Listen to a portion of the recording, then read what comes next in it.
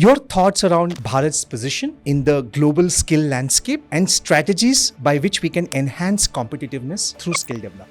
The problem that we have a workforce of almost 45 to 48 crore people. Almost 95% of them never had any formal skilling. If you can discuss the current global skills shortage and its implications for economies worldwide. Large number of jobs are emerging in AI. Some of the jobs are becoming redundant also. But the good news is that What are your thoughts, your vision around the role of education, especially in promoting social mobility, reducing inequality, and most importantly, bridging the urban-rural divide? numbers are very, very important. Something which you can't measure, you can't manage. Can we have a goal that on Human Development Index, our ranking would become in the top 50 per capita income, it will be in the top 50. But our fifth largest economy, why shouldn't our ease of doing business not be among the top 10 in the, if not top 5, When we talk about advocating for education reform, what has been your most challenging point? We spend just about 3 to 3.1% of our GDP. Most countries do it in excess of 5%. I think that has to be pumped in. The evolving nature of jobs and the skills that are required in the digital age. How do you think you can balance the skill development initiatives? We attach importance, but at the same time, we do not do enough, kind of a thing. I think it's 2 steps forward and 1 step backwards. We ensure that our population doesn't remain a curse, it becomes a blessing. It's very, very important to look at. What a 3-year degree can't get you, a 3-month of skilled course can get you in terms of a job. Government-led initiatives or private sector participation, which plays a more crucial role in effective skill development? I would say The capacity to learn is a gift. The ability to learn is a skill. The willingness to learn is a choice. Look for the silver lining whenever a cloud appears in the blue. Hello and welcome to Between Us. Make every conversation count. Today's is a very special episode. And today's story is a very important story. It's about education. It's about skill development. It's about empowerment. Coming from a family of educators, this is truly a very special episode. Today, I'm in conversation with Shri Jayant Krishna ji. He has spearheaded key initiatives as the CEO, Executive Director, and COO of the National Skill Development Corporation, where he played a pivotal role in driving the Prime Minister's Skill India movement. As the first Indian to be appointed Group CEO of UK-India Business Council, he has strengthened bilateral ties and fostered collaboration between the two nations. With over 3 decades of experience spanning government, industry, non-profits, and think tanks, Mr. Krishna has held global leadership roles at Tata Consultancy Services. His extensive portfolio includes management consulting, interventions for the World Bank, UN agencies, and various governments and corporations. Sir, welcome to the show. my pleasure. So first of all, thank you very much for coming over to the show. Before we get into the serious conversation, I would love to hear about your growing up years, your early days, and how it helped shape where you are today. Yeah, so Santosh, I think, I'm truly a Lucknow boy. I was born in that city. And, my upbringing was in an environment, in a kind of environment, which is all about a composite culture, or the Ganga Jamni Tehzeeb, as you know, where the difference among religions, about caste and communities didn't matter at all. And so my mother started her career as a lecturer in economics in one of the girls' colleges, and my father was a public sector senior manager. And so we had an atmosphere of very openness, academic debates, a lot of cultural discussions rather than discourses at home, kind of a thing. And and it was a very, very carefree kind of environment, kind of a thing. The schooling, also the early years were in a co-ed school, where lot of interest, lot of hobbies, my debates, declamations, dramatics, the roots were actually, the seeds were sown in that institution. Then I moved on to another, Colvin Talukedar's College, which was actually for, princely, the children of princely states. And later, post-independence, its doors were opened for everybody. So I think that's what I did. Later, for higher education, I was lucky to get the British Chevening Scholarship, where I'd got an opportunity to study at the University of Leeds. And my family roots, if you trace, we come from a Zamindar family of a place called Lakhimpur Khiri and a development block called Bankeganj, which is named after my great-grandfather. But, after Zamindari abolition, the family went through a lot of turbulence also. And so I think fundamentally I believe, it's a cultural base of my family, which was very, very important. Everybody was educated, and my parents gave us a lot of liberty in the education and so on and so forth, and the kind of people I interacted with. I mean, small things. If I tell you, I had a special evening completely with Firak Gorakhpuri, the famous poet Raghupat Sahai in Allahabad, Begum Akhtar's concert in Lucknow, kind of a thing. So a lot of such things, shaped my persona, and I was, few things which, I played in school the role of Mahatma Gandhi, at least a few times, and that time children used to tease me and say that, Gandhi ji aa rahe hain, kind of a thing, which used to annoy me also. But I didn't realize that how going through his life, reading my Experiments with Truth, it did change my thought process, my sensibilities in a huge way. Books, the home used to be flooded with books. My father would take us to, while my schoolmates would watch all the Dharmendra and Amitabh Bachchan kind of movies. My father would take me to all movies, those with the English subtitle of Satyajit Ray, all of Shyam Benegal, and sometimes I used to wonder that, all my school kids watch very different masala movies of Bollywood. Why you take me there? So he used to just laugh it off. But later he told me that was an investment I was making in you and of Gulzar, of Rishikesh Mukherjee. So I think I really had a very blessed upbringing, kind of a thing. And we come from a family, I come from a family which was very, very high on value system. My parents never preached any values. They practiced it. And that's what I observed, be it honesty, be it ethics, they never told me that you should speak the truth and you should always be honest. Their life itself was the best lesson for me. And so I feel blessed that not I was born in a super rich family or whatever it is, but I got a very, very balanced upbringing, both in terms of my parents, my their set of friends and the circle, the culture, a lot of other professional ethos, and more importantly, schooling, everything. I'm really fortunate that way. But from early years, I always felt that yes, all this is good, but what can I do for the community as a whole? And I think Tata Group also later, the years, almost 2.5 decades that I spent with them, was it changed my thought process to a large extent. In many ways, your training ground. Ethics and small things like austerity. This is not something to be a habit you should be ashamed of. It's a virtue, and ethics and the cause of the nation comes first, come what may. How I didn't realize that how being a part of that group would, those traits would become a part of my DNA, and so I think this is the kind of upbringing or early work life and experiences changed my life. Wonderful, sir. I look forward to the next segment as we continue with our podcast. So, sir, we begin with our first segment, What Matters. And I know you come with a multidisciplinary background, but I'd like to begin with education and skill development.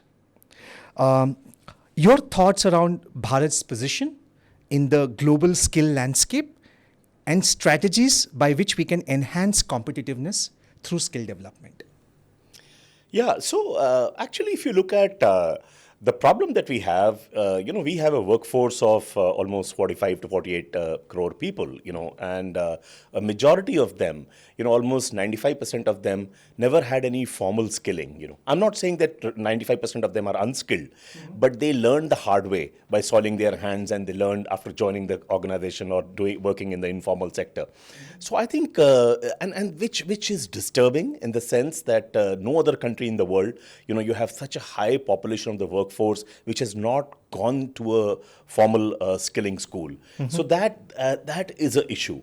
And also you have to look at the connected data points that, almost 93% of our workforce actually works in the unorganized and informal sector, So, there's nothing wrong with that sector. Every economy, every country would have the, informal and unorganized sector.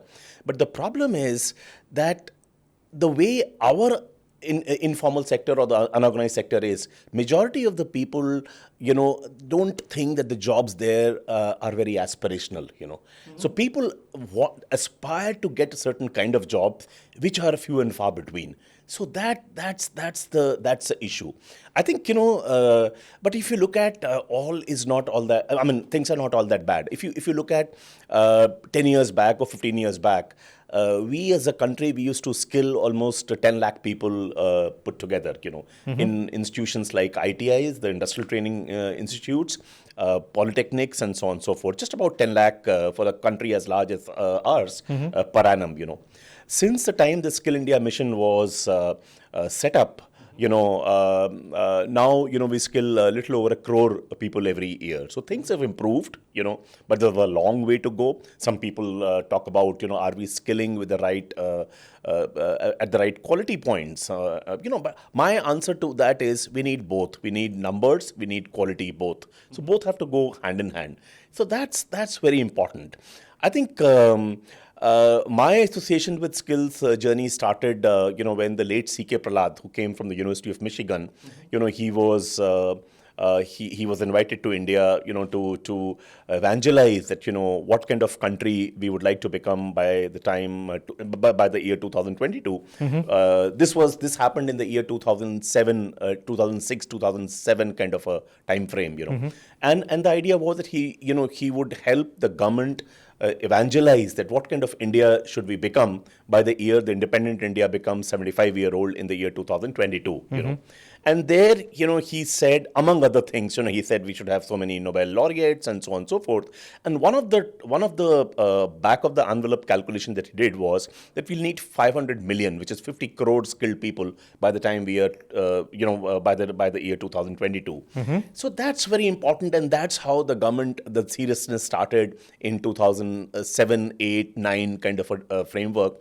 And in 2014, when the new government came into power, again, a lot of energy came into the sector. A new ministry for skill development was constituted, and Pradhan Mantri Kaushal Vikas Yojana was launched, and later the Pradhan Mantri Kaushal Kendras were launched. So I think a lot is happening, but we have a long way to go. Let's understand, what kind of people we are addressing. See, we have a lot of learning deficiencies when it comes to the regular schooling of most of the people studying in the country, right? You would have seen the Asar report and so on and so forth, where people talk about, class 8 students not able to read vernacular, textbooks of class 3. So, these are the kind of gaps. So, sometimes what I feel, the country expects magic to happen through the skill development machinery, in the sense that whatever learning outcomes, learning deficits that you had, all that unemployability issues, everything you want to be addressed in a quick short-term skilling course of 3 months to 6 months, So it's a challenge. We are getting there, but still a long way to go. Yeah, because it's actually a continuous process, isn't it, when it comes to skill development? Education and skill development in many ways has a symbiotic relationship. I think, do you feel that the focus towards skill and education has improved over the past few years, where the focus is of education is not just about gathering knowledge, but also about building skills so that that knowledge can be applied? I think so. I'm not too sure about education, the mainstream education, but skills, the focus on skills has definitely improved in the last few years. And the other problem, Santosh, is that the way our construct is, in our country, the mainstream education and skill development, they exist almost in two different universes. Yes. And, mainstream education folks, generally look down on skills, They behave like high priest of education, and skills is something which is rudimentary, not that important for the country.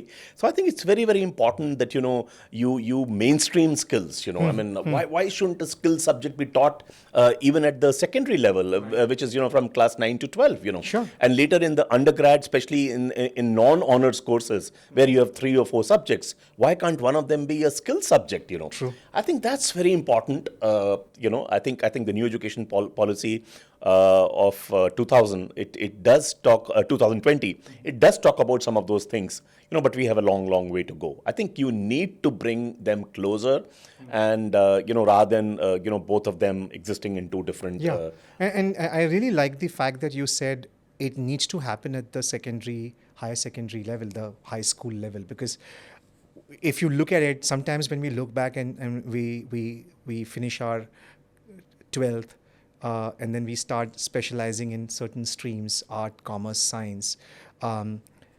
Somehow I feel that sometimes when you look back and say, what did we actually learn in that first grade to 12th? I mean, you have this debate about it. Was it really that important? Because if we are going to be specializing in this, I feel that, and this is just my thought, that if we can build in that focus right from the middle school level, I think probably we will have more focused and skilled workforce as we move forward. Absolutely. There'll be focus, and then there'll be more dignity of labor. If you look at, sometimes I feel that skills are still not considered aspirational in the country, right? Do you see a matrimony ad where somebody says that I want a welder spouse for my daughter? But then, sir, skill is again looked at it that way, but skill goes beyond just a welder or a plumber. I mean, we are talking about skills. We are talking about in many ways. I feel when you have the skills, you build the competencies, and that can be any kind of skills, right? Absolutely. So I think what if you mainstream skills, yes, it will also gradually make skills more aspirational. And mind you, Santosh, it's not that simple. How do we treat skilled people? When I'm talking skilled people, I'm talking about the way the word skilled is used traditionally in the country, right? Yes. If a plumber comes to your home, right, or a electrician comes to our home, let us be honest, how many of us would offer him a chair to sit on, right? How many of us would offer him a cup of coffee or a tea, How many of us would not haggle, even if the person has asked for a 100 rupee payment, So I think, our attitude towards skilled people has also also needs to be revisited. It doesn't happen in any other country as it happens in our country, I think. So I think all these things, have to go hand in hand. And true. And some careers like chefs, for example, I think those have become more aspirational. So absolutely. Some changes happened. It's not that it hasn't happened across the board. I was just about to say that, because I think now there seems to be a lot more acceptance and respect towards even arts and humanities.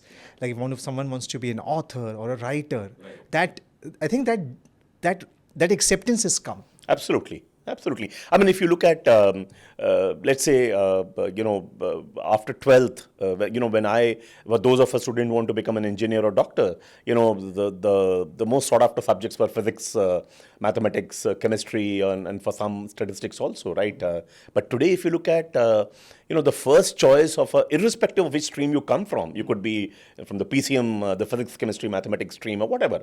But the first choice at the undergrad level has suddenly become, if you look at the cutoffs in the university and colleges, it has become economics, and a lot of liberal art courses, Absolutely. Some universities like Ashoka and, others have really focused on liberal arts big time, The fact is, much of this divide between science and technology and liberal arts is man-made. If you look at, Yeah. if you look at the research that happens, if you look at the innovations that happen, it needs teams which are more interdisciplinary Yes. and teams which are cross-domain. Correct. So I think all these have to. Why is it that they teach a couple of social science subjects in IITs?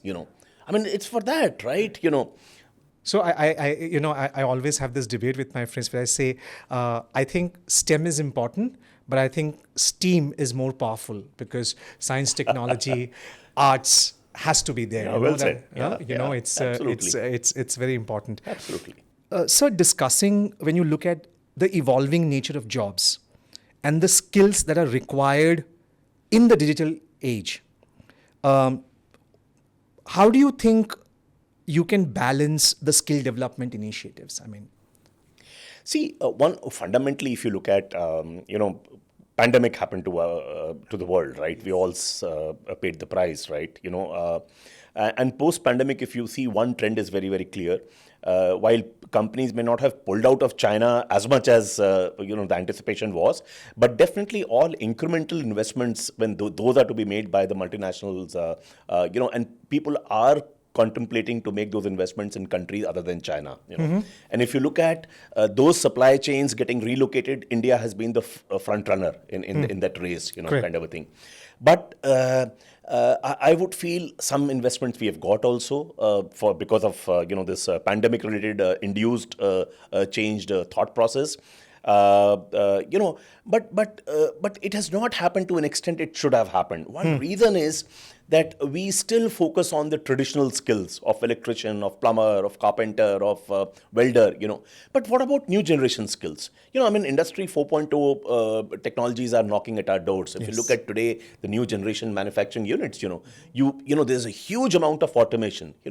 Who teaches artificial intelligence? Who teaches, Internet of Things? Who takes care of machine learning, data sciences, 3D printing? A lot of these things, we have still not been able to formalize as a country. There are examples, the Ministry of Information Technology and Electronics, they have embarked upon some courses. NASSCOM has done it, along with National Skill Development Corporation. But a lot more needs to happen because I think if we address the skills issue well, then those incremental manufacturing investments would come to us in greater numbers, and the manufacturing's contribution, the sector's contribution to our GDP, which if I'm not mistaken is about 15% right now, can gallop and would become 20 plus. I think that's very important. Skills are somehow I feel we have we attach importance, but at the same time, we do not do enough, kind of a thing. I think it's 2 steps forward and 1 step backwards. That's the kind of thing seems to be happening. I think it's very, very important. I think if I didn't want to use that term, but there's no escape from that. This entire story of demographic dividend, how does India, we ensure that our population doesn't remain a curse, it becomes a blessing. It's very, very important to look at. I always keep, when I was in the government, we used to talk about, what a 3-year degree can't get you, a 3-month of skilled course can get you in terms of a job. True. So I think the entire paradigm, the entire thought process, the entire sense of sensibilities, why should you go to a C-grade university and aspire to get a degree in a worthless subject, just because getting degrees is aspirational, Why can't we have associate degrees like community colleges in other countries Yes. have in our country as well? Absolutely. So I think all these, sometimes they get, there are a million mutinies which need to happen in our country in the skill space, not just once, not just in one area, but everything. To my mind, if I go back when we started, my former, TCS CEO, Mr. Ramadurai, when he was picked up as advisor to the Prime Minister in the cabinet rank, he took a team of 3-4 people from different Tata companies to work with him. And that's what, initial few days, I remember, we used to take a Tata plane, a small plane, and we used to fly and cover 2 chief ministers per day, because if you were banking on the civil aviation, you can't have as much coverage.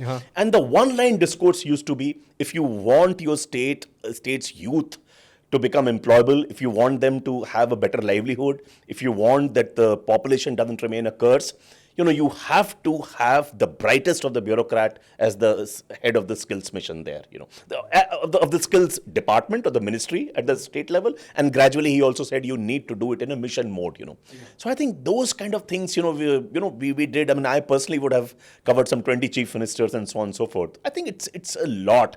They didn't, in most states, the skills secretary at that time, it was not known as skills. It used to be training and development, or, there were different states at different terminology. Generally, that position for an IS officer used to be a parking slot, People, you didn't want to put in any mainstream ministry or department, used to be parked there, kind of a thing. Okay. So I think that change, the evangelization of that change, and chief ministers, the political people that they are, they need not necessarily understood that. So I think that Mr. Ramadurai did an amazing job of, go with the fewer messages. I remember in some states like UP, when he went, the chief minister, he took a lot of interest, and next day he cancelled all appointments, with whomsoever, dozens of appointments that he had throughout the day. He said, I'll go to an ITI and understand what you're talking about. And whole day he engaged there with children, with instructors and others to understand. And from that time onwards, at least those 5 years that he was the chief minister, and I'm told the trend continues today, one of the brightest and, the doer kind of bureaucrats were given that charge, And so I think things, very often, Santosh, we believe that, this country will remain what it is, status quo will be there, people will not change, we have lots of issues and challenges and they'll remain. You have to believe that change can come. Yes. That's very, very important. And as they say, as goes the saying, we are the change we are looking for. So it resides within us. One of the things I've always, and I really wanted to ask you this, when we talk about education and we talk about skills, for me, I think the single most factor of technology is inclusiveness. It's, we have to be able to, it's empowering. And I think true empowerment is when you are actually inclusive. What has been your experience when it comes, especially in the skill mission, in terms of inclusiveness, in terms of reach? Has it really, are you happy or satisfied by the time you moved on from this job where we are today? So my answer would be yes and no. Vis-a-vis what we were before the mission started, I think it was a quantum leap that country took. For example, people who didn't have money, right? People who came from economically backward classes, many of them from bottom of the pyramid, actually, right? For them, they didn't even have money. Most of them didn't even know where their next meal is going to come from. So how would they pay for an expensive course? So I think the Pradhan Mantri Kaushal Vikas Yojana, which was launched, was completely free. You come and almost everybody, there used to be a very, very basic aptitude test with which 80-90% people used to clear, and you come and enroll. An entire skill development for the 3 to 6 months, whatever be the duration of that course, would be completely free. So I think a lot of people from economically weaker sections, they joined, and the focus used to be on women all the time, and which is wonderful. A lot of advertising which was done, which was around women who are getting skilled, We roped in people, very, very iconic people like Sachin Tendulkar, talking to a person who was making us a chair at his home, and they talk about, that how comparable their skills are, kind of a thing. And having tea with the person and so on and so forth. Shabana Azmi, we roped her in. So a lot of iconic people we got, to talk about skills and in a very, very inclusive manner, and so on and so forth. And also somewhere a skill story, I believe, historically, many of these traditional skills were associated with the caste system, kind of a thing. True. So I think to break that barrier, it was also required that, we do that. It's a new India. It's the new generation people, new generation skills, and which caste, which community, which background you come from doesn't matter. And, but you have to have fire in the belly and a very, very clearly, an aspiration to grow. Absolutely. Few differences I found, even people who are coming from bottom of the pyramid, the aspiration to learn English, I've seen was so high. Even the parent would not have enough money or resources to pay the fee, would aspire that my child should study in an English medium school, kind of a thing. So I think this is the change in aspiration which has been happening in the country, which I hugely admire. I mean, so it is not that we have crossed all those hurdles, we've overcome the challenges. It's a long way to but go. we're taking the steps. It's a journey, well begun, I would say. Yeah, true. Because I think what I realized, because as I was sharing with you before we started this podcast, moving back from the States, the India which I am now seeing It's so different. so different, aspirational, and in many ways, I guess, without keeping the political side of it on the side, I feel leadership truly matters. Because at the end of the day, vision, strategy is good, but I feel another important aspect of leadership is how you follow through these vision and strategies, the implementation. Right. What has been your experience through the skill development in the role you were in, and as you move forward? How do you feel that it's the implementation which has made the difference? Yeah, so I think see, in India there have been wonderful policies in the last 76 years of independence, right? But many of the policies they don't see the light of the day because of poor implementation. There are gaps in implementation, kind of a thing. So I think those are getting addressed because the leadership is hugely connected with the grassroots. Yes. One thing which you have to agree that Prime Minister Modi, he himself has been a worker and has soiled his hands and seen which very few politicians in the country have gone through. Many of them are second or third generational politicians. So they were born with a silver spoon, right? He has gone through that rigor, So I think he does understand, kind of a thing. But to be fair, it's not that everything started. I mean, I'll be wrong if I say that everything started in 2014. Yeah. The new generation skilling, it started in the year 2007, 8, 9 kind of a time frame when National Skill Development Corporation as a public-private partnership was set up, which was a marriage between government and industry. I think so that sector skill councils came into being. So I think it was a good beginning, and so I mean a good thing is my mind goes back to early 90s, 91 when the economic reform started. Kind of a thing. True. My take is that those reforms were the most transformative changes which happened in the country in last 76 years, of independence. Agreed. And then every government has been building on that. Yeah. What I admire about the BJP government is in 2004 they have brought a sense of urgency and a huge amount of I would say energy level in the Prime Minister's office. So which is good and which has brought about many good results. In fact, when I invited you over to the podcast, the one thing in my mind I always wanted to ask you, how was it working with him? Because truly, and due respect to his predecessors, we've seen on television, but when you begin to understand things, especially for someone who's lived abroad and moved back, when you see the energy. I feel that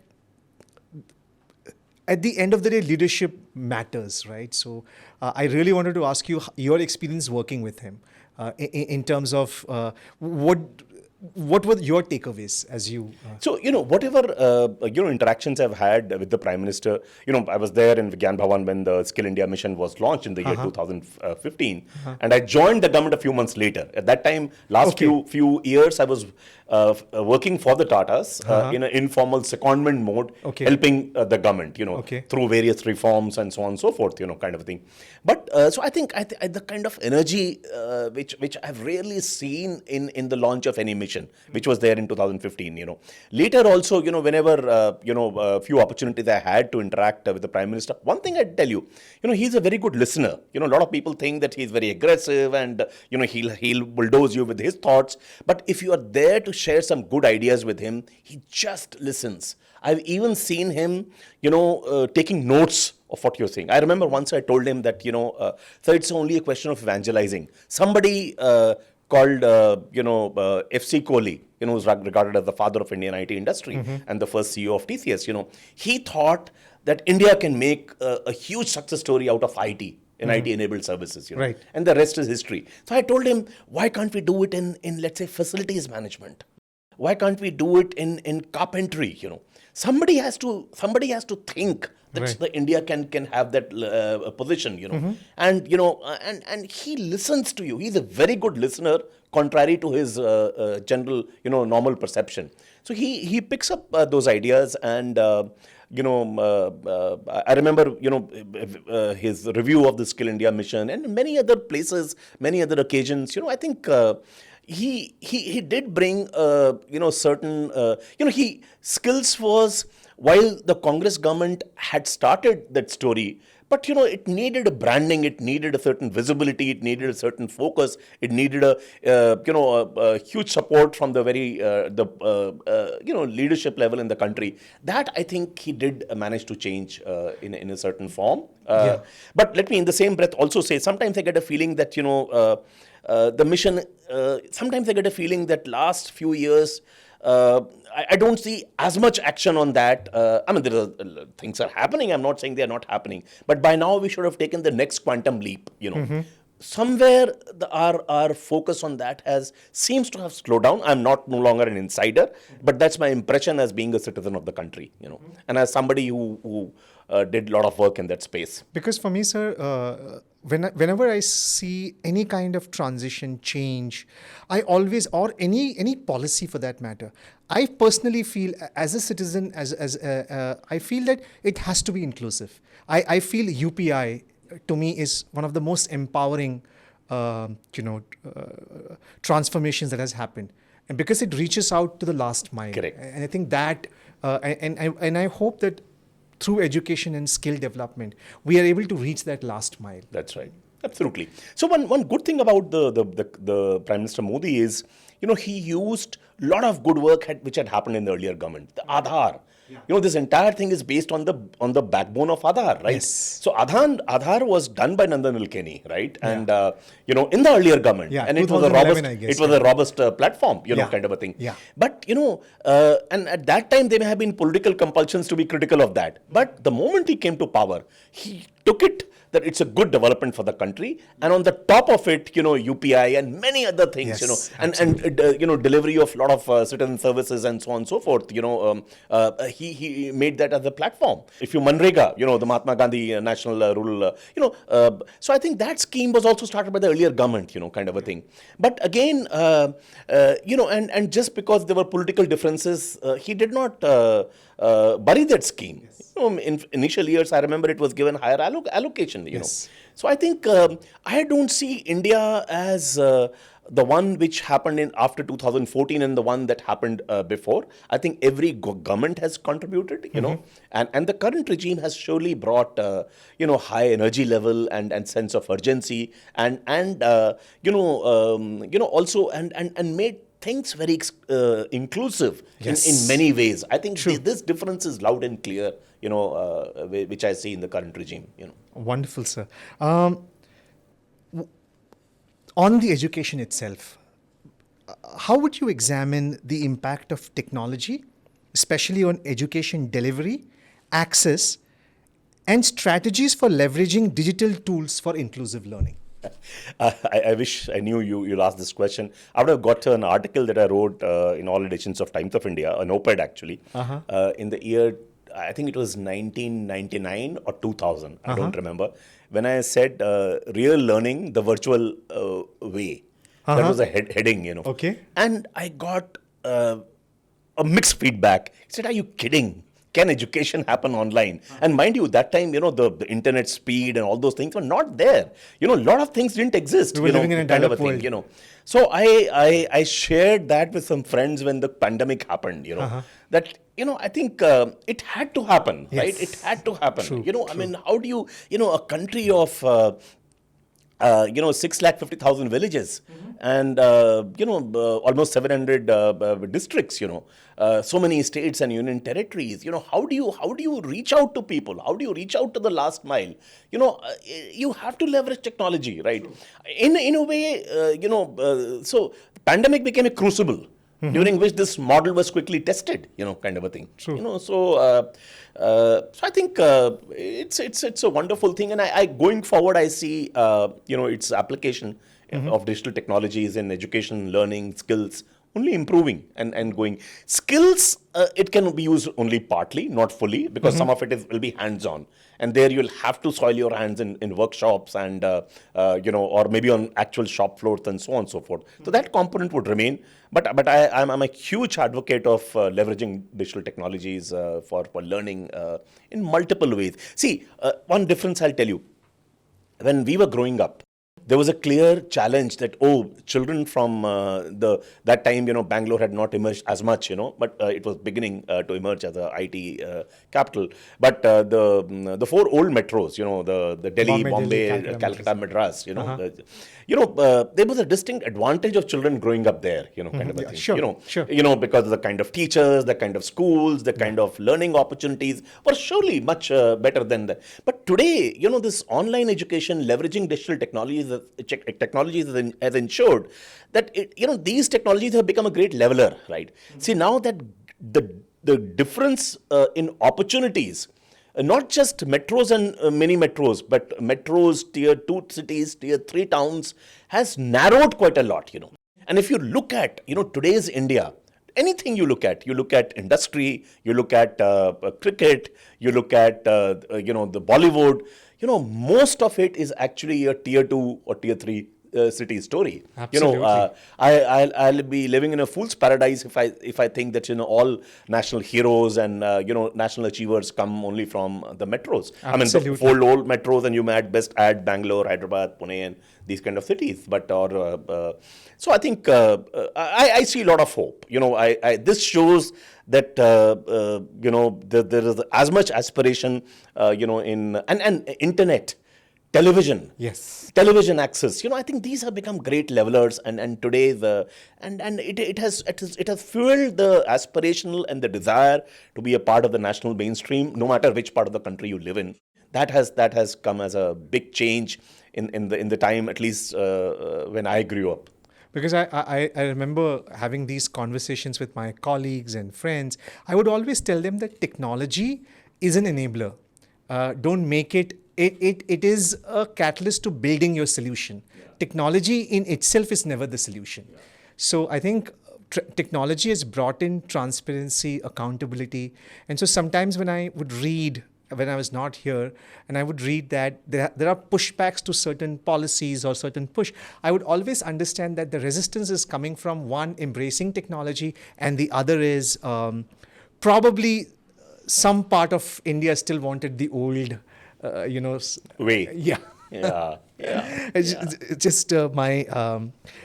I mean, this country is big enough. The old and new, the older ways and newer ways, they can all coexist, Yes, right? absolutely, You let a million, thousand flowers bloom. Yes. I think, On the subject of education, and because this is very, very important, what are your thoughts, your vision around the role of education, especially in promoting social mobility, reducing inequality, and most importantly, bridging the urban-rural divide? No, absolutely. I mean, nobody can deny that. That education has a huge value in all the things that you talked about. I mean, but the negative side is, Santosh, that sometimes I get a feeling as if it's not one country, as if there are two countries which coexist. One country, which is educationally so such high level of educational attainments you see in that country, good amount of wealth creation, people who rub shoulders with the best anywhere in the world, and the other India where still there's a challenge of livelihood, of meeting both ends, and so on and so forth. Sure. So I think very clearly only component which can really take you as belonging as somebody belonging to the first India that I described, the imaginary India, to two Indias within one country, is education. True. Education can be truly transformative. Absolutely. Can be an instrument of social change. In multiple ways. I mean, look at our agriculture, right? I mean, look at and there are examples within the country. Wheat productivity, if you look at, the wheat productivity that you see in Bihar, for example, is almost half of what you get in the US and even China and these kind of countries. But the productivity that you get in Punjab is very very close to what you get as the best in the world. Yeah. So the more educated you'll deploy technology, you'll have newer generation seeds, you'll have better fertilizers, better pesticides, crop rotation, all kinds of things you'll do, micro irrigation facilities and so on and so forth. So I think the more the better education you'll have in every walk of life, you'll get access to apply those things in whichever walk of life you are in. I think that's very important. Education can be truly transformative. It can really make the kind of country we have all been dreaming of, and we surely deserve to be one. I think education and that change we have not leveraged as much as we should have. I think I still see a lot of gaps in the way education gets imparted in many parts of the country, and the attainments and the learning outcomes remain poorer. I think that's I would feel education, skill development, and if I'll add one more area, healthcare. It's very very important. Oh, absolutely. If our human development index has to improve, I mean, it's great to say we are the fifth largest economy today in terms of GDP ranking, or perhaps third largest if you go by purchasing power parity. But what about the per capita income? What about the human development index? So how would we ever become a developed nation, a truly developed nation by the year 2047? I'm so happy the Prime Minister has put that vision at least, kind of a absolutely. thing. But we need to have a detailed roadmap, Right. what all it will take, Right. So unless you'll do that, anything, I have been in the IT industry for long enough to understand that numbers are very, very important. Because something which you can't measure, you can't manage. That's my fundamental can we have a goal that on human development index, our ranking would become in the top 50, or per capita income, it will be in the top 50. Ease of doing business, where we were languishing at about 120th, thanks to the efforts made by the current government, we are 63rd now. But our fifth largest economy, why shouldn't our ease of doing business not be among the top 10 if not top 5? So I think we really have to, embark upon very, very ambitious goals, and we don't have time. See, other countries, be it their skill story, they had 40, 50 years to build their skill story. We don't have that time. We don't have that time because if we squander that opportunity, this so-called window of demographic dividend is not an endless opportunity. True, absolutely. If you don't do it in the next 10, 15, 20 years time, even our population after that may start aging, kind of a thing. So I think, I fundamentally believe that this country needs a much, much, faster velocity of reforms. And, lots of things have to happen simultaneously. Sometimes we get, dragged into political things. Agriculture reforms, since I touched upon that sector. I fundamentally believe, I was about to ask you. I fundamentally believe that, those are very, very, very good set of reforms. Yeah. Those would have really transformed the way, farmers' lives are. Their incomes would have got augmented. But unfortunately, it happened during pandemic time without much consultation. And then, it became, the opposition parties made a political capital out of it, and the laws had to be repealed, kind of a thing. But so I think that's very, very important to look at all these things, I think. But two things here. One, because you touched upon the agricultural reforms, and because you have been a policy maker, a part of policy making process, I think the role of communication is important. How you would frame your communication. What could have been done differently to pass through these reforms? Do you feel there was a lack of communication, or the way it was communicated was not? Because I'm sure, if I were to put myself in a farmer's role, I'm pretty certain that I would want my life to be better for my children and my grandchildren. They would want a. So do you feel, along with policies implementation, it's become imperative now that we communicate in the clear way? And Yeah, so I think communication, yes, it's very important, but equally important is the consultation process.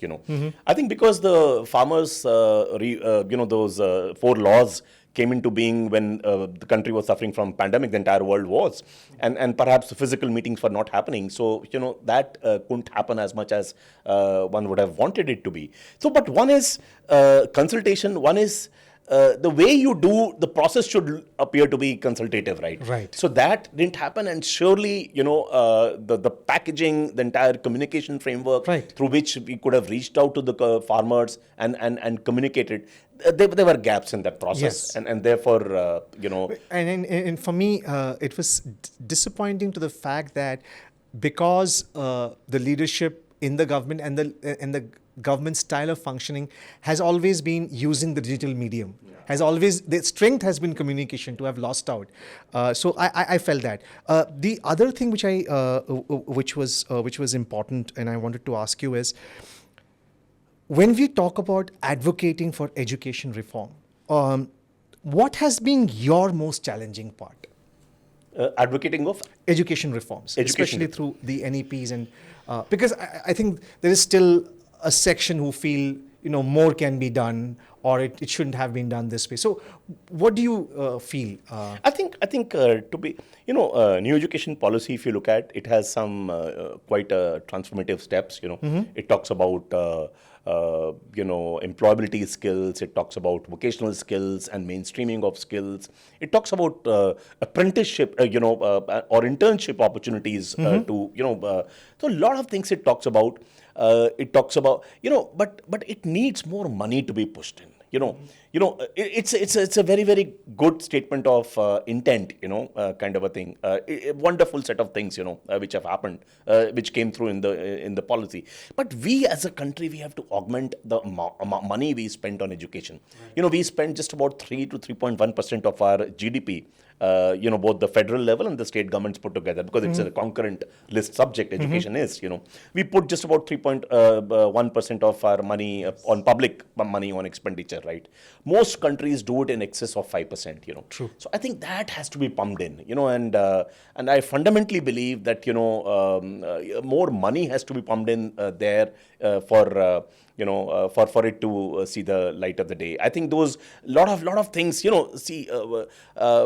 many of the things need investments of a very different kinds. Recently, by the way, I was a part of Ministry of Education, the Department of Higher Education, and the UGC task force, where we worked on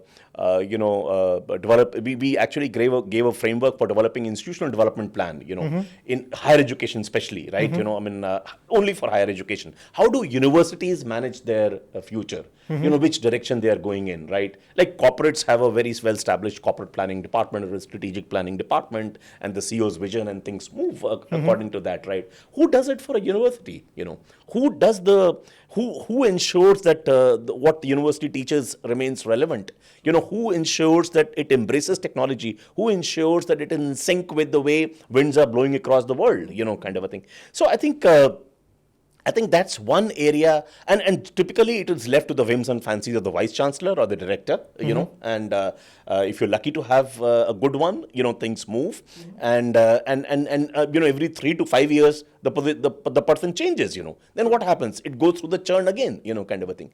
So why can't the university say that, we'll be in healthcare education and we'll take leadership and we'll become, among global 5 ranked healthcare institutions, kind of a thing, a teaching hospital, so I think a lot of things which are there in the institutional development plan, which is there on the UGC, University Grants Commission website, and I was one of the members. There were TIS, Tata Institute of Social Science director, there was a Indian Institute of Science director, and many other people there, from the government side there was also representation from the Skills Ministry. So I think a whole lot of things have to happen that way. I think education can really bring huge amount of change and huge amount of transformation. It's very, very important, and universities have to realize that, why is it, Columbia itself, in New York, right? That university has 101 Nobel laureates, right? How many we have as a country? including from British India onwards till now. I mean, one university has more Nobel laureates than what we have as a country, right? Look at Oxford, look at Cambridge, look at MIT. Look at most of the Ivy League universities or the European universities or now Chinese universities. See, sometimes I get a feeling, Santosh. See, China in our country, we don't even want to hear about China. We all say, oh, China is not a democracy. They can do many things which we can't do. Therefore, but yeah, there is a difference, right, in the way the form of government is. But the fact is there's a lot to learn from China. See, China started their economic reforms in the year 1978, right? They had almost a 13-year they were ahead of us, right? We started in 91, right? And their economic reforms were very, very successful.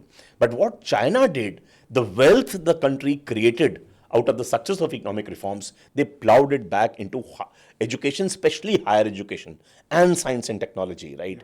Our reforms were also very, very successful. The last 30 years of average GDP growth has been 7 to 8%. Our reforms too were very, very successful. But after that, there was no political continuity and there were different governments came and went. So therefore, the money could not be plowed back into education, And that's the reason, I think that's, if you look at the QS rankings, the global rankings, in the top 200, there are only 3 Indian universities which figure there. IIT Bombay, IIT Delhi, and Indian Institute of Science Bangalore, which used to be the Tata Institute earlier. Now, the only 3 universities featured there. So I think we have to take much more. So I'll be living in a fool's paradise if I say that, oh, we have addressed all things in education. Sure. I think there's a long way to go. And, one is the political consensus and the Prime Minister's push. That's very, very important. But equally important is that more money has to be pumped into education and not just 3% of the GDP. True. And I think another important aspect to this is innovation. Because if I were to ask you 3 key factors that would foster innovation in education and skill development, which in turn can promote entrepreneurship and collaboration between private and public enterprises, what would be those 3 factors?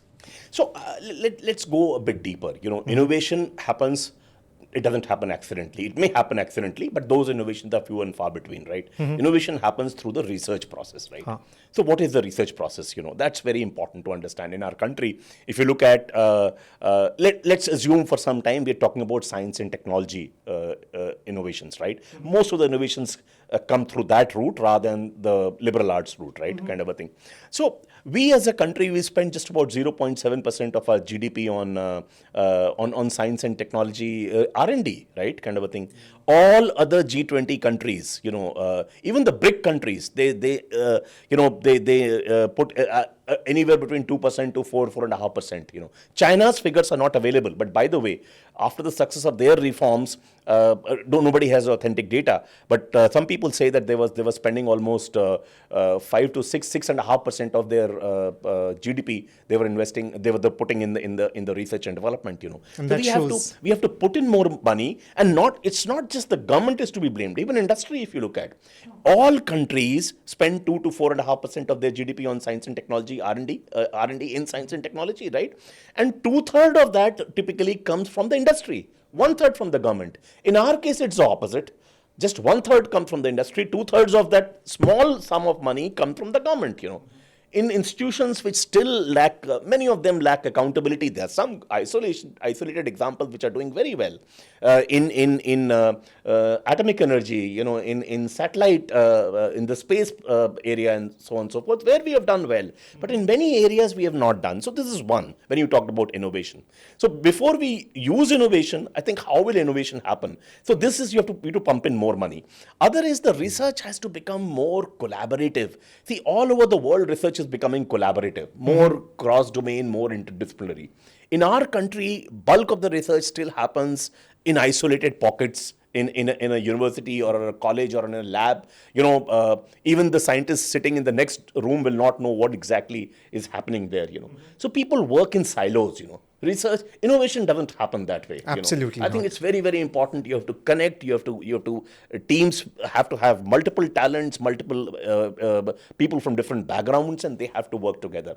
I think that's very, very important. Sometimes I feel, at a high level, why can't, for example, in Delhi, IIT Delhi lead a cluster where a lot of these labs, or perhaps AIMS could also have another cluster. Absolutely. And that cluster is not confined to that IIT or AIMS. A lot of institutions, in that space, in that area, could work together, join hands, and have maybe a Section 8 company or a society as a layer, which talks about a bigger entity, so that there is more collaboration, more better handshakes, and working together, for good outcomes. I think these kind of things are very, very important. Money, as I said, more money is to be pumped into science and technology, especially research and development. More, and one more area I'll talk about, the science communication. How many of our science and technology universities or institutes actually connect with the people? How many times you've seen that an IIT has opened the doors for a student or one day they will do it on the National Technology Day or Science Day, but not that. Regularly, why can't they interface and excite people, children and public? So I think science has to be, the science communication as a function either doesn't exist or exists on a very, very low key in our country. I think all these things have to happen, and then only an innovation will happen. We have Absolutely. become the 5th largest economy, but the question we have to keep asking is, are we an innovation-led economy? Answer is clear no. Absolutely. All the manufacturing, all the PLI linked stuff that you have, you have technologies coming from somewhere else. I mean, this example is like China, for example, right? It makes maximum number of iPhones today, right? But I understand for every iPhone manufactured in China, the economic value add that happens to China, to that company and to the country, is just about $10. And for every phone for every iPhone manufactured in China, the economic value add that happens in the US is 2 to 3 times of that. Yes. So I think it's very, very important to understand these dynamics in a global context and then take calls. I think India needs, if somehow in some sectors I see a lot of promise, in some sectors I find not as much work not happening. If we do all this, I have no doubt that India, in absolute terms, will become, in next 3-4 years' time, will become the 3rd largest economy also, right? But, we have to dream.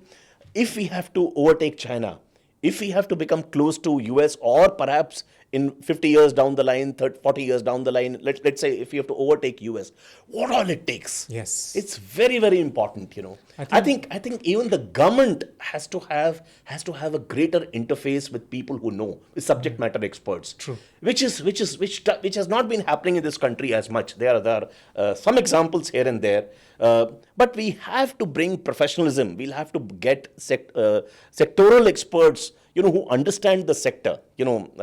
Ministers have to be such who have to be, and even if there'll be politicians who will be ministers, let us get those sectoral experts in different areas to work, as a mission to change this country forever. That's very, very important, and This is wonderful, sir. Thank you. That one point which you spoke about, communication about science. The moment if you look at today's, at least growing up, I would see my classmates, when they hear about science or when they hear about mathematics, there was a general, science maths se thoda sa dur rehte hain, because we've never tried to communicate it. Yeah. That it's actually a part of life. Yeah. The way of our life, Exactly. right? I do want to touch upon an important aspect, which is measurement, because I think for me, measurement is important. Whenever any work is being done, whether especially on the education system and workforce development, are there any matrix of feedback you feel is most telling? A measurement index of the impact of work which is being done? No, I agree, Santosh. I've been a part of the IT industry, which has developed so well because it believed in a metrics-based system, in measurements, Fundamentally, I believe, what you can't measure, you can't manage, So there have to be indices. If you ask me in different areas that you talked about, are there enough indices? Are there enough ratios? Are there enough? Perhaps not, I think we need to create that. We need to create that. We can't just act on a feel-good factor. Oh, we have done great work, or we have, God's gift to mankind, or we are Vishwagurus, What it takes, what does it mean in becoming a Vishwaguru, right? What are the measurements? What will really make us a Vishwaguru? And then put in that kind of resource and do it in mission mode. That's very, very important. I think it's extremely important to have measurements in place. Anything, education, healthcare, it's not that healthcare, even in the government hospitals, a lot of data gets collected, But I'm there on one of the few largest medical colleges, their hospital advisory committees and, some other committees. And I see the kind of seriousness that should be there in collecting that data and making meaningful, drawing meaningful inferences out of the data. It's not there, and I fundamentally believe, there have to be goals. You have to be first metrics in place, and then we have to have goals and not just a goal that, by the year 2047 we'll get there. We have to have every 3 months we have to keep revisiting that. True. And not everything that we will do, despite the metrics, not everything that we as a country do will go the right way. We'll plow back. Few things will happen right in the right manner. Others may not happen. You have to keep taking the corrective steps all the time. During your journey, it's very important. I think I don't think without metrics, without indexes, without ratios, without data points, you can get anywhere. Slightly going back to one of our discussion points about healthcare.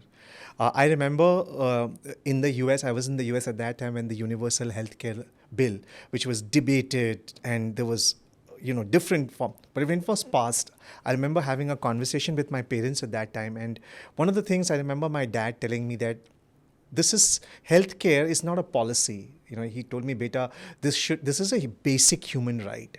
And I think the Ayushman Bharat scheme which came out, I'm not sure if you were completely associated with that entire policy rollout, but where are we on that front? In the sense, do you feel that we are closer or we are on the path to a universal healthcare in our country? Because when I discuss this with my friends, they would say, or even doctor friends say, Santosh, ye to ho hi nahi sakta yaar. In a country like ours, how is it possible to have a universal healthcare? And I'm like, why not? I think a country like ours probably needs a universal healthcare. And I think we had a broken healthcare system. That's why, I think, of course, it's much improved, but during the COVID phase, hospitals struggled, and you have had residents going and supporting. Any thoughts on you, just from a perspective of a policy? Yeah. So Ayushman Bharat policy, I was not involved at all. But I mean, see, I'll go back to the basics in healthcare also. What do we spend on healthcare? We spend just about 2% of our GDP on healthcare, right? All countries spend anywhere between 5 to 6. Some countries spend in double digits as a percentage of their GDP on healthcare. True. I think it has to come. It has to come. So India, sometimes, Santosh, I get a feeling, is a country of paradoxes. On one hand, we are seen as one of the most worthwhile health tourism destinations, right? Absolutely. If you look at our corporate hospitals, you have customers from Middle East, customers from Europe, even some customers from North America. They come here for a full treatment. Right. They'll come, stay in a 5-star hotel, get the treatment done, get hospitalized, get the intervention done, and go back and spend 1/4 the money they would have spent in their country, right? And with equally competent doctors, because even the Indian doctors are the ones, who form the backbone of medicine and the healthcare in the US and UK and these kind of countries, I mean, at least, anywhere between, 20% to 25% doctors from, so I think, on one hand, you have such a world system where the entire world comes knocking your doors and and other is poorer of the poor. So Ayushman Bharat, I think, was a good system, where, healthcare support of 5 lakh rupees per family or per person. I don't remember what exactly it is. I think it was done. So intent was very good in in Ayushman Bharat. But obviously, in any rollout of such a complex nature that you do, there are vested interests which come and they abuse the system. Some of that happened, but I don't track this on a day-to-day basis. But what I hear is, with every passing year, the leaks in Ayushman Bharat are getting plugged, Plugged, and okay. and it is becoming more robust.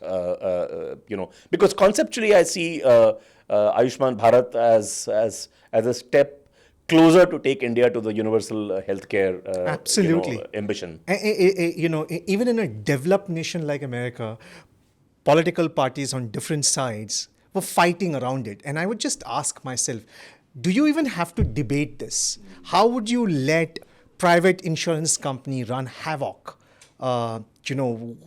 Because when you look from the outside, it's all a developed nation, but homelessness, poverty is there in every part of the world. And for a country like ours, I think healthcare is basic right.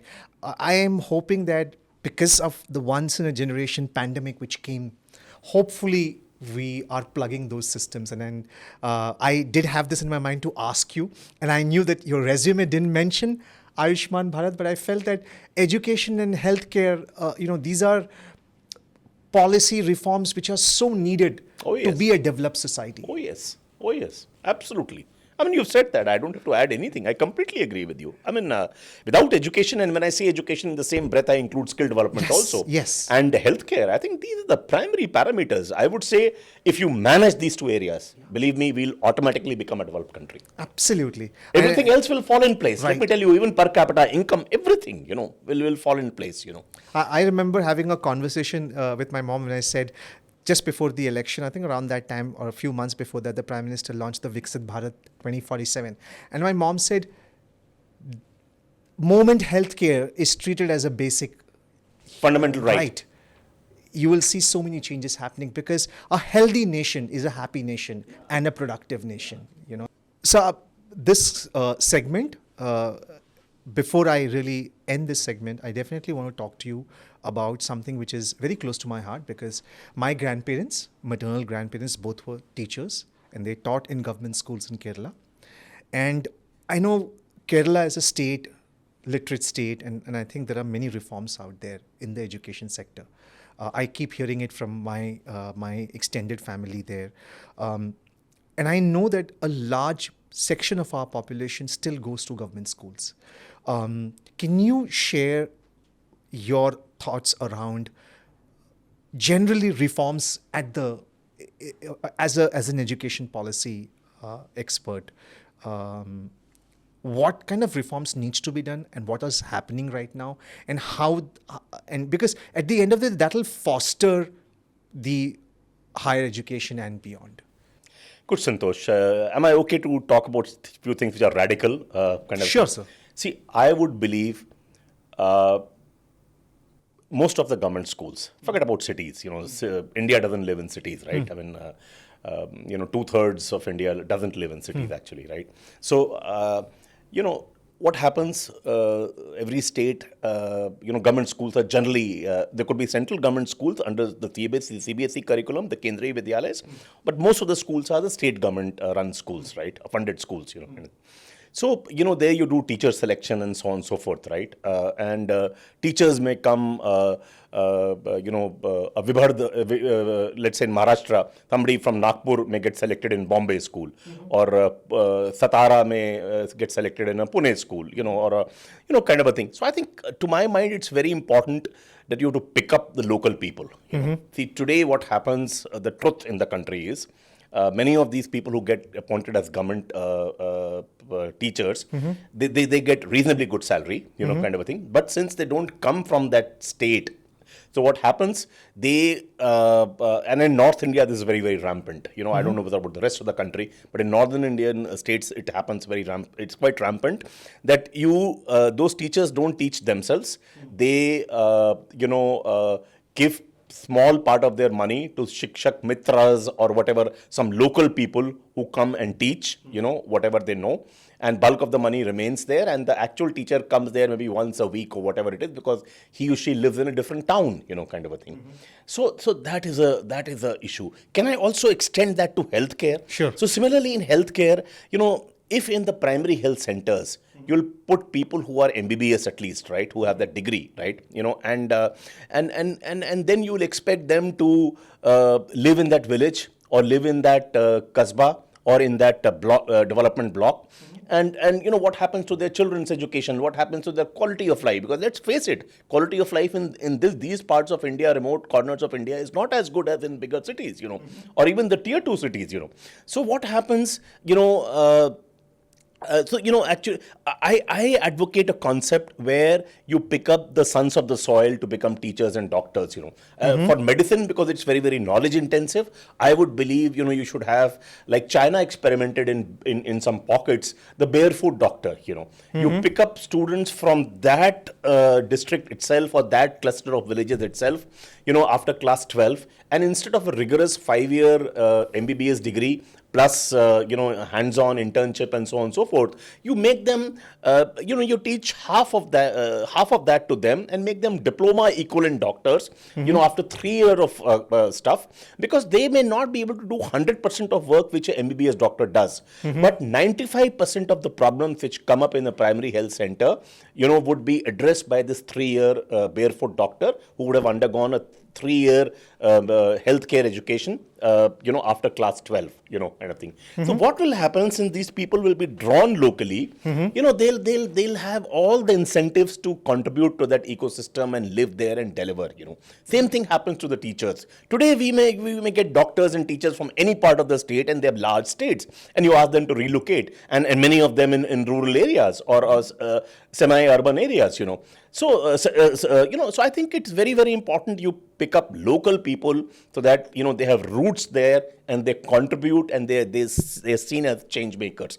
That's extremely important. People with the passion, and even some of these issues like, B.Ed and these kind of degrees, to my mind, it's all nonsense. It serves no purpose at all. You should pick up people who are passionate about education, and preferably from the local areas, so that they remain here and they see this social transformation through education as a part of their lives, and they get the societal respect also. If a undergrad, if a person with a graduate with a degree or a master's degree gets an opportunity to work in their village or in the block, they'll be far happier than moving around here and there. And the kind of social recognition they'll get to this will be very, very uplifting for them. I think so. Both for doctors and teachers, you have to go for the son of the soil policy if you really want to have. Otherwise, people will find escape routes. They'll get those fat salaries, and especially teachers. Doctors, government doctors still don't get fat salaries, I believe, vis-a-vis what their market value is. But I think it's very important to try to get these barefoot educators and barefoot doctors. Barefoot doesn't mean that they don't have any education, but have relevant education, and they teach. You have to do that. Otherwise, through a prism of timelessness, we'll keep blaming the system, and the people who are there to manipulate the system will keep on manipulating, which is happening today all the time. You go to a typical primary health center in the country, where there'll at least be a couple of degree holder doctors who will be posted. But if you don't tell them, you do a surprise inspection, and you'll find very few of them would actually be there to look after it. Actual PHC is run by compounders or local people, who do that, I think. All right, sir. We begin with the next segment. What's brewing? First question to you is, if you can discuss the current global skills shortage and its implications for economies worldwide. So, I think one thing we have to realize that most of the economies, the developed economies, be it Japan, be it many countries in the Europe, Canada, and many other, to a certain extent, US as well, they are aging economies, right? Kind of a thing. So, and India has the advantage of having a very young workforce, kind of a thing. So in many countries, for a lot of skills, people are not available at all. So I would advocate that the way IT and IT-enabled services, software and IT-enabled services and industry seized it as an opportunity, why can't we do it in more and more and more segments across we skill these people here to take care of India's need, and yet they become a talent powerhouse for the entire world, kind of a thing, in different disciplines.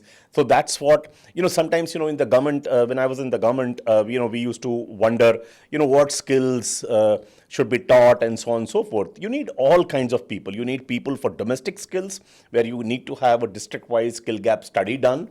You need to have global skills. You need to, because why should for our people, for our workers, for skilled workers, the entire marketplace be India? Let them have opportunities whichever part of the world the opportunities come from. See, because recently, I don't know, Santosh, you would have seen that India has become the world's #1 country in terms of repatriation of money. So a lot of Indians abroad who go there and repatriate money back to India, that also boosts our economy, right? Sure. That gives purchasing power to our people, which leads to higher consumption and a higher GDP growth. So I think we have to look that fundamentally, that there are lots of skill gaps, all over the world, in any area you look at, in technology, in traditional skills, in agriculture, everywhere there are skill gaps. Why can't we, I think somebody has to be a big dreamer in our country and evangelize this, that, in many segments like IT and IT-enabled industry did, without the government's help, the industry took the leadership and did on its own. There was no ministry for IT at that point of time, right? I mean, a lot of people say IT blossomed in the country because there was no ministry controlling it, kind of a thing. So I think we have to look at that kind of those kind of possibilities in many other segments and skill our people for many of those global requirements, because there are gaps everywhere. I mean, AI itself, large number of jobs are emerging in AI, right? Some of the jobs are becoming redundant also. But the good news is that while some jobs are being lost because of automation and so on and so forth, the newer generation jobs are getting created all over the world. And India, of course, the story needs to be, is a little more pathetic on that front, but all over the world also, it's not very encouraging. More and more people need to be skilled and as I said earlier, in many of these countries, people are not available to be skilled, True. kind of a thing. True. But the aging population, I think we have the huge advantage of having the world's youngest workforce of Yes. 27, 28 years as the average age, Sure. kind of a thing. So some people ask me that why is a young workforce good for the economy, right? I mean, because general belief is the more experienced you will be, the better value you will bring on the table. Your proficiency would be as much higher, I mean, there are two main reasons. Now I'm changing the context to an Indian economy, right? The cost of the young workforce is lower than the cost of a workforce where the average age is 45, right? Obviously, because you pay more because of increments and so on and so forth. And if the cost of the wage bill because of a young workforce gets reduced, it makes our companies globally competitive, right? Sure. Because especially in those industries where labor is a very, very substantive part of the cost structure, right?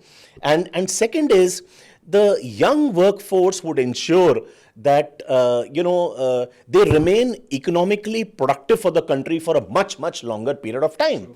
A country which has a workforce of 45 is the average labor force work age, right? Is the age. They have only 15 more years left before the superannuate. Here they have a much longer period, so they remain economically productive for the country for a much longer period. So I think you have to look at the global skills shortage. You have to look at how India addresses that effectively, and the both have to go hand in hand. There are skills shortages everywhere else in the world. I mean. So true, sir. So true. If you could shed some light on the recent policy shifts in education and skill development at the national and international levels. So policy shifts, if you look at, one special, very policy intensive intervention like to talk to you is about the German dual system. which is called obviously the German the dual system of Germany. It is considered the de facto standard for skilling all over the world, kind of thing. So typically what happens after class 10, the people are recruited and almost 70% of kids go for vocational education after class 7. 70%. Can you imagine? In our country, that figure is less than 5%, And these people, how does the vocational education happen? It happens an average of 1 day in a week in a classroom, or maybe 1.5 days in a classroom, and 3.5 to 4 days a week on the shop floor. Now, it could be the actual shop floor or an allied shop floor, where they soil their hands and learn the hard way, And therefore, if you look at the German products, their quality, the German roads, you can keep a cup of coffee there and drive at 200 kilometers an hour and not a drop would spill, kind of. So I think Germany is known even more than Japan and US, for the quality standards, right? And this system has to be, from a policy perspective, adopted to India. And in India, one scheme or one instrument which is available is the apprenticeship scheme, which is I would say closer to that dual system if we implement it in the right spirit, So I had a very huge opportunity when I was working with Mr. Ramadurai, and he gave me an almost ownership. He says, this is a very, very old and outmoded law. It needs changes and do whatever it takes to make the changes, So I consulted some 200 people, I was very closely working with the Confederation of Indian Industry at that point of time through an elected position and, in North India. And I, through that network of contacts, I connected to about 200 companies, big companies and small MSMEs, all put together, and found out what are your pain areas? Why don't you patronize apprenticeship schemes? And then we consolidated and worked. We had a very, very bright joint secretary in the government called Mr. Alok Kumar in Ministry of Labour then. At that time, there was no Ministry of Skill Development. It is before that. And he said he made a committee also for rationalization of apprenticeship, and I was the chair of that. And, we worked very closely with him and with CII. And, in the new law, we removed all those pain areas and brought things which were more progressive. So now we have a new law which is very close, very, very, very industry-friendly Apprenticeship Act that you have, the amended one. And, I think if we implement it in letter and spirit, we'll make it very close to the German dual system. So I think these kind of policy initiatives. Other is the National Skills Qualification Framework that came into being, which ensures, in mainstream education, there was always a vertical mobility, right? But in skills, there was no mainstream, no horizontal mobility, which means an ITI students can't seamlessly get into a polytechnic or can't get into a post-graduation you can't do that, right? So, and there was no crisscrossing. Right. Mainstream education to skills and skills to mainstream, where the multiple entry and exit points, it was never there, So I think, I was also involved in the process, although I was not driving it the way I was driving the apprenticeship reforms. And this qualification framework came into being, and which is a 10-layered thing on both skills and mainstream education wise and horizontal mobility. It ensured vertical mobility, especially in skills, and assuming that education you always had that, and horizontal mobility between the two streams kind of a thing. So I think, these are examples where policy interventions can go a long way. But we as a country, we have to do a far better job of implementing, this National Skills Qualification Framework in letter and spirit. So I think all these things, we started the India International Skill Centers, and a lot of these workers who go to Middle East countries, they either they're unskilled or they have a very, very rudimentary skill. If you skill them well and then send them there, their market value goes up, the compensation that they draw betters, there's a better quality of life they lead. I think for all these things, we started, much before I was a part of the government. I made the transition and became a part of the government. We started the constituency model of skilling. A lot of members of parliament were very savvy, and they knew that the importance of skills, and they wanted something special to be done for their constituency. So we made this constituency model where we brought private sector funding and looked at what are the skills relevant to that constituency, and then tried to establish some of the these centers which were very, very iconic, which later was embraced by the government, and they became the Pradhan Mantri Kaushal Kendras, one in every district and one in every parliamentary constituency, So I think, at a policy level, a lot of things can happen, but as I said earlier, a policy is only as good as it is implemented, otherwise it's not even worth the paper it is printed on. All right, sir. The next thing, the importance of integrating environment sustainability, self-care, mental health into our educational curriculums and practices.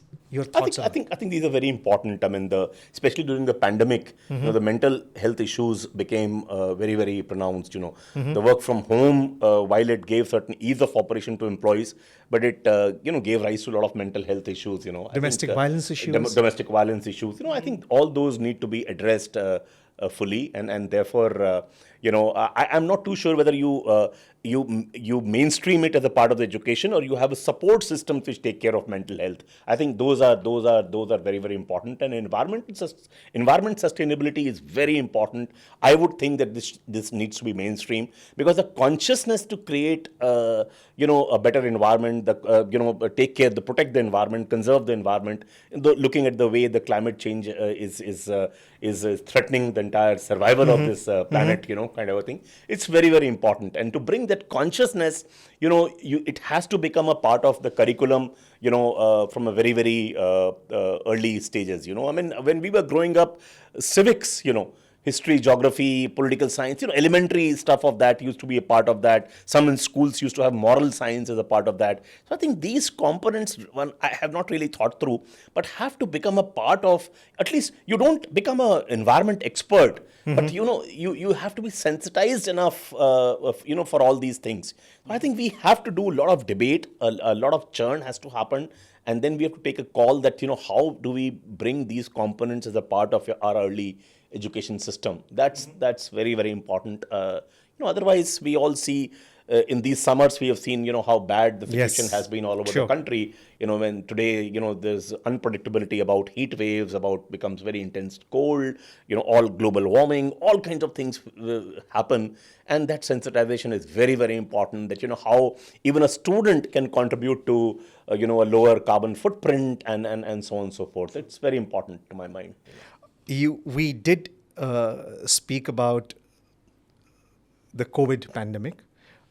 If I were to ask you, sir, if you were to examine the long-term impact of COVID-19 pandemic on the future of work, education, and the strategies for adaptation of newer technologies, your thoughts on it?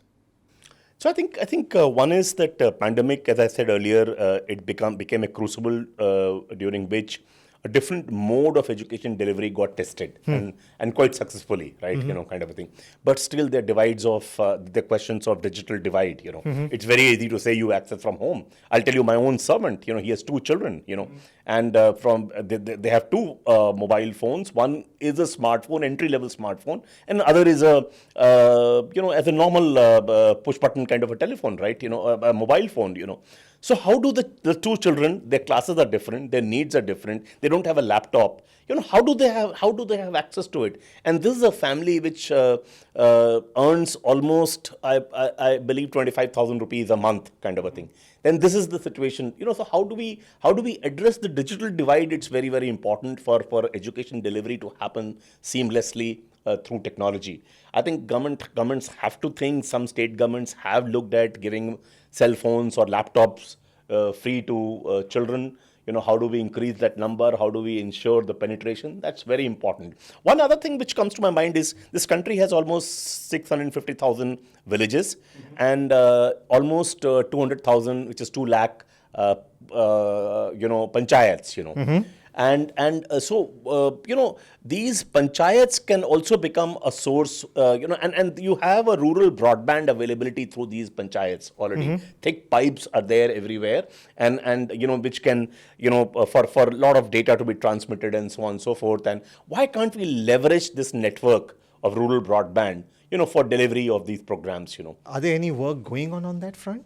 It has started. I won't know what has been the progress, but about 3-4 years, 4-5 years back, there was a huge focus on that. So that's one thing which we need to look at. And even now, the times have changed. Now, one is rural broadband availability at the panchayats, 200,000 panchayats. Other is that internet availability itself in rural areas has the bandwidth availability has improved quite a lot. The way the optical fiber has been spread, practically in almost 90% parts of the country. I think we could leverage that, but we have to look at content. We have to look at regional languages, because one thing which is while English is very important, but the fact is, if you do the delivery of education in a language other than your mother tongue, the efficacy goes down and the learning goes down as much, kind of a thing. So I think all these things have to be looked at in its totality, and any area that you touch upon, you look at and you dig deeper. It's waiting for radical changes in our country. That's very, very important, But sometimes, where I feel a bit puzzled or concerned, I would say, is that we have to be analytical and we have to find challenges, and we should not, as a nation, we should not always be in a celebration mode. Because if you are into that mode, you will never find what the gaps are, where we need to address. And there are gaps. There's no denying the fact. There are lots of gaps in any delivery that you look at of any service, or be it education, be it healthcare, be it skills. I think that's what, to my mind, it is, the seriousness and with the degree of empathy for people who have been untouched with the progress, people, to make the entire system more inclusive. I think that's extremely important to my mind. Adding on to that question, if you look at today's youth, especially entering in the workforce with technology being on the forefront, challenges they face, and how do they build on their skills to enhance employability? Yeah. So I think let us be fair. We talked about earlier, what the learning, the deficit in learning outcomes is across the country, and especially in government schools and smaller rural areas and semi-urban or semi-rural areas. So those gaps are, and let's also know, let us be very clear. Today's India is not the story of people who were born with silver spoons. Today is the story of people who have come from very, very, if not bottom of the pyramid, from very, very humble backgrounds and so on and so forth, So good education, good parenting, it won't have happened naturally to them, right? Kind of a thing. So therefore, a lot of soft skills, lot of life skills, lot of employability skills, we use different terminology all the time, but, I would say major components remain the same, I think we have to ensure that these also become a part of the curriculum itself, at every stage. The new education policy also talks about it. So I think, you have to mainstream employability skills. That's very, very important. We tried to do while we were in the government, in the Pradhan Mantri Kaushal Vikas Yojana, a small component of, initially it was just about 30 to 50 hours for every program we wanted, around employability skills, But the fact is this enough? More needs to be done. So I think employability and if from undergrad level, secondary level, at every level there has to be a focus over and above the domain, over and above the main courses that you are teaching. Employability has to become a common denominator all across, everywhere it has to be taught. As I said earlier, because today's India and the workforce come from a very, very different segment of society, where many of these things didn't happen by virtue of their birth in certain kind of families, All right, sir. So we come to the end of our second segment, which is What's Brewing. And now we move to our final segment, Rapid Fire Questions. We've got two small segments within the Rapid Fire. This or that, and the second one is fun and interactive. Shall we begin? Yeah. Okay, this or that. Vocational training or traditional college education? Which do you believe is more essential for India's future workforce? Vocational training and? Vocational training or traditional college education? Which do you believe is more essential for India's future workforce? I would say vocational training. And, if you mainstream vocational training with the traditional education, then the two of them can go hand in hand. Awesome. Online learning platforms or classroom learning? Which method do you think will dominate the future of higher education? I think they have to go hand in hand. 100% online with no hands-on education won't take you anywhere. And without leveraging technology, everything happening in a brick and mortar space is also not correct. So I think the online learning has to supplement the classroom education, and both have to go hand in hand. I'll be wrong if I choose one of the two. All right. Skill development or academic excellence? If you had to choose, which would you prioritize for Indian students? I would say for masses, I would believe skill development is very important. For certain classes of students, educational attainments may still be important. For 10%, 20% students, for rest of them, skills. Government-led initiatives or private sector participation? Which plays a more crucial role in effective skill development? I would say private sector, because private. If you look at, do you want me to explain or just a one-liner? Oh, please. All right. So private sector, does absolutely world-class skilling in the country, right? But the problem is much of that skilling is confined to their own employees, right? How could they extend the boundaries of the skilling programs to the community at large? And why should they do it? They all run, they do business for profit, So could there be a government aid given to them for extending the boundaries of their skills, high quality, the world-class skill centers that they have to the community beyond their employees, where some funding is required, that the government funding could come there, So private sector, yes, but wherever government funds are required, it becomes as much easier. So far, you've been balancing out the answers, and I think the answer for the next one would be the same. Technical skills or soft skills? Which do you think are more important for long-term career success? I would say soft skills on the top of technical skills. Okay. Domain is very important, right? Sure. But to soft skills to make you more employable and more acceptable at workplace. Urban education reform or rural education initiatives? Where do you see the greatest need for improvement in India? Rural initiatives. Apprenti- I'm not mixed here, right? Very, very clear. Apprenticeship or internships? Which offers more valuable real-world experience for students? See, I see the difference as meaningless. To my mind, they are the two sides of the same coin. So I don't see them as two different entities altogether. Kind of thing. Yeah. Apprenticeship is a little more formalized. Internship is a little more informal and shorter, kind of a thing. So I don't see. I would say the short-term apprenticeships are nothing but apprenticeships. Okay. Short-term apprenticeships are nothing but internships.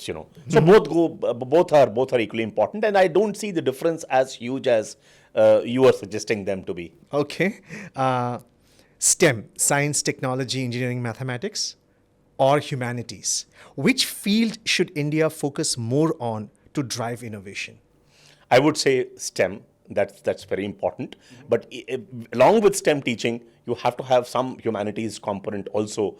As I said earlier, any serious innovation or research, has to have some soft components also, which come from humanities. Entrepreneurship or corporate careers? What path do you believe India's youth should be encouraged to pursue? So, for no fault of them, I think more and more get into jobs and not as entrepreneurs.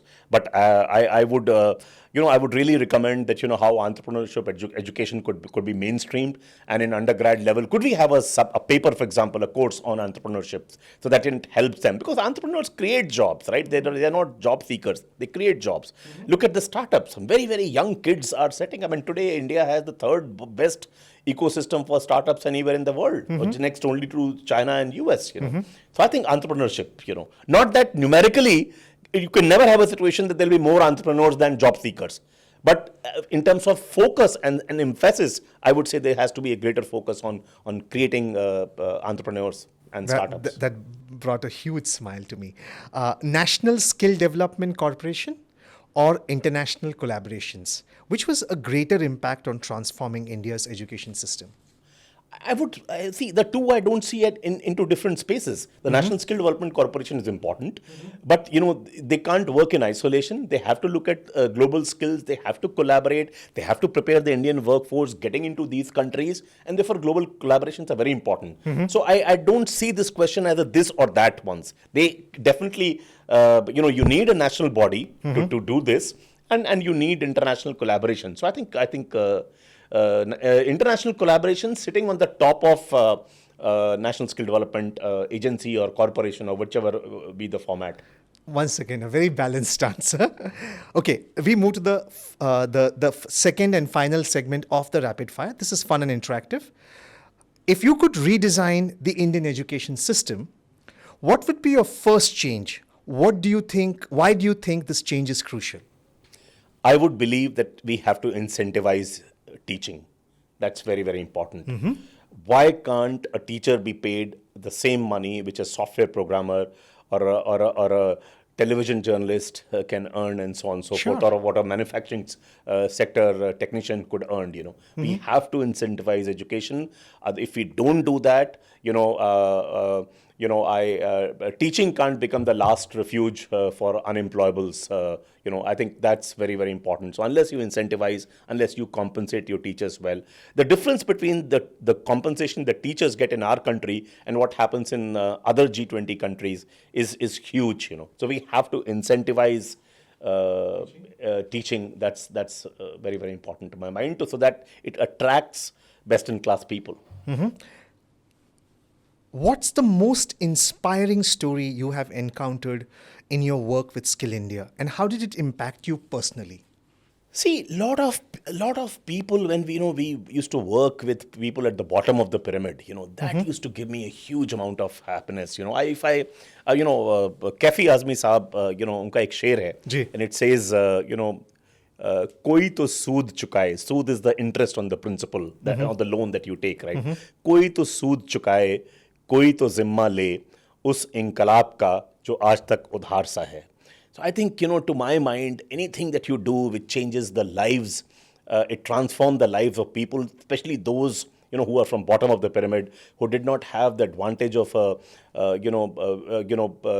parenting, good upbringing, and good schooling, and so on and so forth. Any difference, I still get once in a while an email or a message on my phone or, some letter about how that program was transformative in their lives. And believe me, that gives me a greater kick than anything else could have given to me in my life. That's very, very important. Beautiful, sir.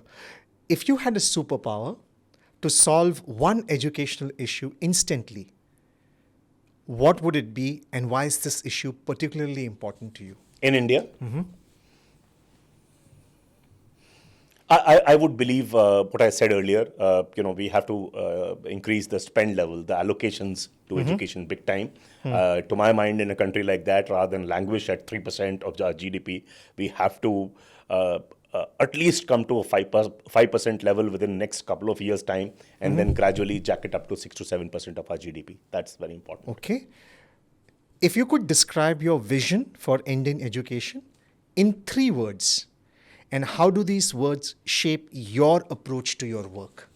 I think enhanced learning outcomes, employability skills, and third thing to my mind would be, greater, improving the ease of doing research, especially when it comes to higher education and research careers. That's very, very important to improve the ease of doing research in the country. Okay. Do you have a favorite book on education or public policy, and how did it influence your career or perspectives? I think no single book has influenced. So I think there's a variety of, so you can knock it off somewhere. Okay. If you could collaborate with any one global education leader, who would it be and why? And what project would you like to work on? When you say leader, you mean a person or an institution? Person, institution, I would say person, someone who's really making a difference in education. Yeah. So my answer to this would be not to a person, but I really loved, Stanford as a university, as a place, where, you look at, there would have been no Google if there was no Stanford, right?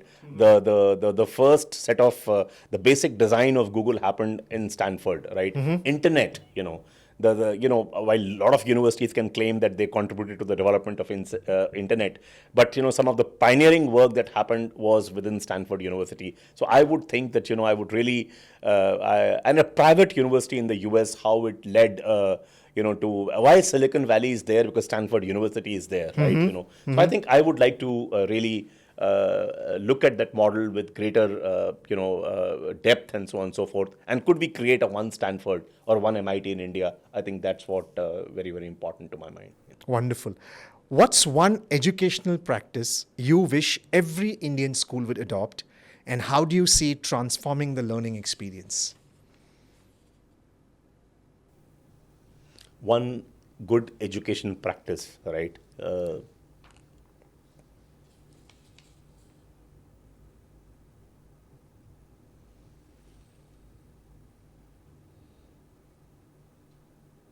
Pass. All right. What was your aha moment that led you to focus on skill development and education reform? So I think, Santosh, this life comes to you but for once, right? Yeah. Anything that you could do to help. Not too many people know that I took a significant cut in my compensation from Tata's when I came to Government of India, right? Mm-hmm. But, when this opportunity came, I thought, never again in my life I'm going to get an opportunity to work in a sector or work in a space which can transform the lives of a lot of people, Mm-hmm. So there were many, many moments, the rollout of the Pradhan Mantri Kaushal Vikas Yojana, the iconic skilling centers of Pradhan Mantri Kaushal Kendras, India's standing in the world skills competition which happens worldwide, having gone up, India's rank having gone up. There were several moments. And finally, of course, when our numbers started looking up, from 10 lakh per annum to almost 1 crore per annum, I think these were huge amount of, all these things gave me a lot of happiness. And also one thing which I forgot to mention is that, we could rope in a lot of industry players to become a part of the government network in delivery of skills. Mm-hmm. I think, these collectively gave me, aha moment, these kicks which I made me realize that yes, the transition, was perhaps worth it. Not that everything that we did was successful. I mean, let me tell you. I mean, there were successes, there were failures also. But we always used to learn from failures and bounce back with corrective actions. I am reminded of Faiz Ahmad Faiz का एक नज्म का के 2 line है. It talks about gar in Urdu. Sometimes agar is written as gar if it fits well into a rhyme. It says gar bazi ishq ki bazi hai. Ishq is not romance necessarily. Ishq is a passion for which you do something, right? Mm-hmm. Gar bazi ishq ki bazi hai, jo chahe laga do dar kaisa. Gar jeet gaye to kya kehne, hare bhi to bazi maat nahi. So if you win in this journey, nothing like it. But even if you lose, it's a path well traveled and an effort seriously made, which would have by itself would have made some difference somewhere. I think so. I believe in that. We come to the final question of the rapid fire, and that is, how do you stay inspired all the time?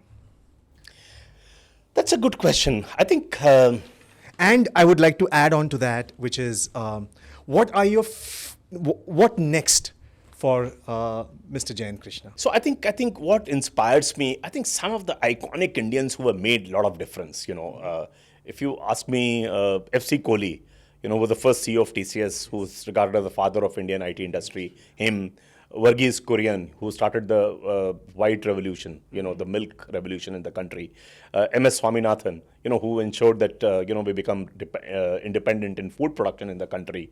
Mother Teresa, who loved people, very, very compassionate, and what created what service delivery, for dying destitutes that she created in Calcutta and elsewhere in the missionaries of charity. I think these are the kind of people, and I think these kind of people have really inspired me, and and the list is not as much GRD Tata, I mean, in the industries, when, the kind of difference he brought to the industrial, Jamshedji Tata, in the beginning, obviously, and GRD Tata in later, Jamshedji Tata, who always believed that, in a free enterprise, community is not just one of the stakeholders in business. It is the very purpose of existence of business. Absolutely. So I think these are the kind of people who have really made, Dr. APJ Kalam, and had a very, very special bonding with him. My hometown is Lucknow, and he always used to call me, that mad guy from Lucknow. And so I think these are the kind of people who have made a lot of difference and always inspired me. Okay, and your future, what next for you, sir? Yeah, so that's an interesting question. So I basically, I have something which I did, especially during my Tata years, and, but it was never as a full-time responsibility, as an add-on on the top of the business roles and responsibilities I had. I